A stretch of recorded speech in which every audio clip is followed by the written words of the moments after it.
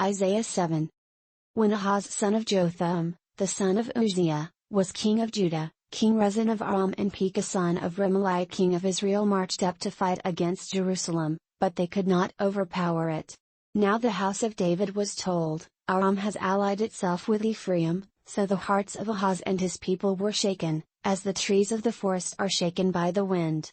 Then the Lord said to Isaiah, Go out, you and your son Shear-Jashub, to meet Ahaz at the end of the aqueduct of the upper pool, on the road to the washerman's field. Say to him, Be careful, keep calm and don't be afraid. Do not lose heart because of these two smoldering stubs of firewood, because of the fierce anger of Rezin and Aram and of the son of Remaliah. Aram, Ephraim and Remaliah's son have plotted your ruin, saying, Let us invade Judah, let us tear it apart and divide it among ourselves, and make the son of Tabeel king over it. Yet this is what the sovereign Lord says, It will not take place, it will not happen. For the head of Aram is Damascus, and the head of Damascus is only Rezin. Within 65 years Ephraim will be too shattered to be a people. The head of Ephraim is Samaria, and the head of Samaria is only Remaliah's son. If you do not stand firm in your faith, you will not stand at all. Again the Lord spoke to Ahaz. Ask the Lord your God for a sign, whether in the deepest depths or in the highest heights. But Ahaz said, I will not ask, I will not put the Lord to the test. Then Isaiah said, Hear now, you house of David. Is it not enough to try the patience of men? Will you try the patience of my God also? Therefore the Lord himself will give you a sign, the virgin will be with child and will give birth to a son, and will call him Emmanuel. He will eat curds and honey when he knows enough to reject the wrong and choose the right. But before the boy knows enough to reject the wrong and choose the right, the land of the two kings you dread will be laid waste. The Lord will bring on you and on your people and on the house of your father a time unlike any since Ephraim broke away from Judah. He will bring the king of Assyria. In that day the Lord will whistle for flies from the distant streams of Egypt and for bees from the land of Assyria. They will all come and settle in the steep ravines and in the crevices in the rocks, on all the thorn bushes and at all the water holes. In that day the Lord will use a razor hired from beyond the river, the king of Assyria, to shave your head and the hair of your legs, and to take off your beards also. In that day, a man will keep alive a young cow and 2 goats. And because of the abundance of the milk they give, he will have curds to eat. All who remain in the land will eat curds and honey. In that day, in every place where there were 1,000 vines worth 1,000 silver shekels, there will be only briars and thorns. Men will go there with bow and arrow, for the land will be covered with briars and thorns.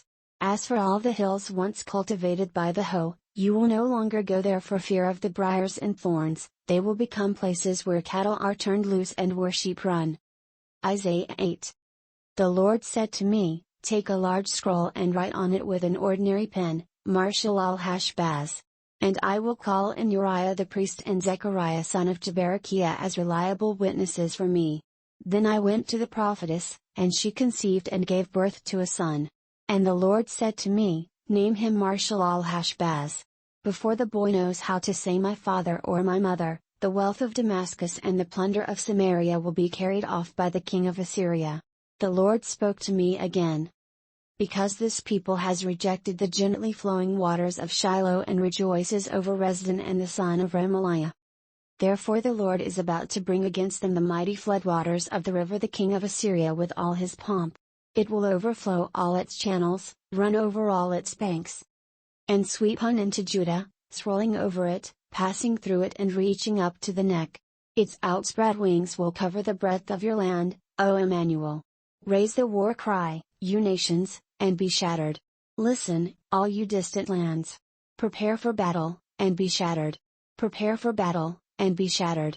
Devise your strategy, but it will be thwarted, propose your plan, but it will not stand, for God is with us.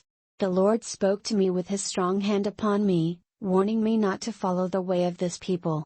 He said, Do not call conspiracy everything that these people call conspiracy, do not fear what they fear, and do not dread it. The Lord Almighty is the one you are to regard as holy, he is the one you are to fear, he is the one you are to dread.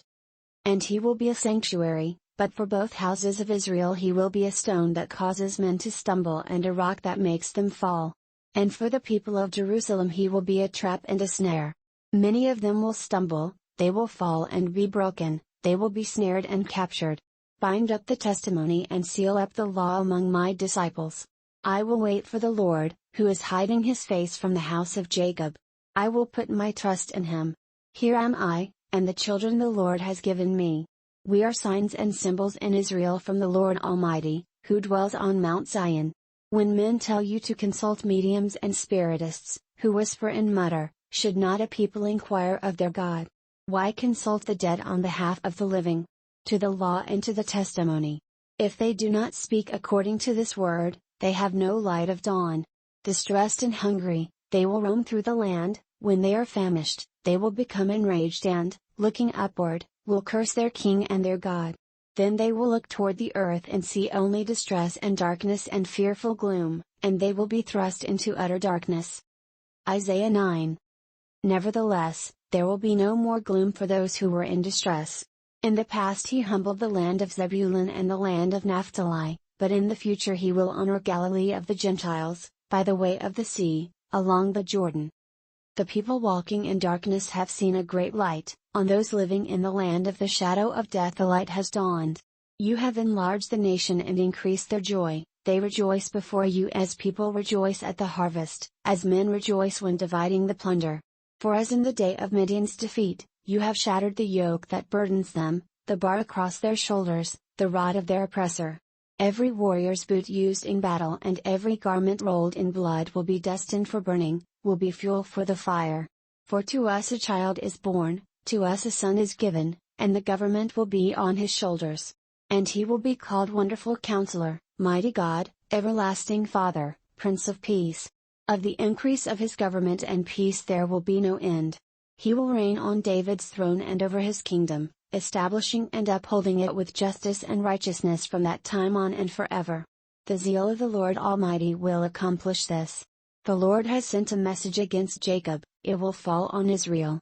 All the people will know it, Ephraim and the inhabitants of Samaria who say with pride and arrogance of heart. The bricks have fallen down, but we will rebuild with dressed stone, the fig trees have been felled, but we will replace them with cedars. But the Lord has strengthened residents' foes against them and has spurred their enemies on. Arameans from the east and Philistines from the west have devoured Israel with open mouth. Yet for all this, his anger is not turned away, his hand is still upraised. But the people have not returned to him who struck them, nor have they sought the Lord Almighty. So the Lord will cut off from Israel both head and tail, both palm branch and reed in a single day. The elders and prominent men are the head, the prophets who teach lies are the tail. Those who guide this people mislead them, and those who are guided are led astray. Therefore the Lord will take no pleasure in the young men, nor will he pity the fatherless and widows, for everyone is ungodly and wicked, every mouth speaks vileness. Yet for all this, his anger is not turned away, his hand is still upraised. Surely wickedness burns like a fire, it consumes briars and thorns, it sets the forest thickets ablaze, so that it rolls upward in a column of smoke. By the wrath of the Lord Almighty the land will be scorched and the people will be fuel for the fire, no one will spare his brother. On the right they will devour, but still be hungry, on the left they will eat, but not be satisfied. Each will feed on the flesh of his own offspring. Manasseh will feed on Ephraim, and Ephraim on Manasseh, together they will turn against Judah. Yet for all this, his anger is not turned away, his hand is still upraised.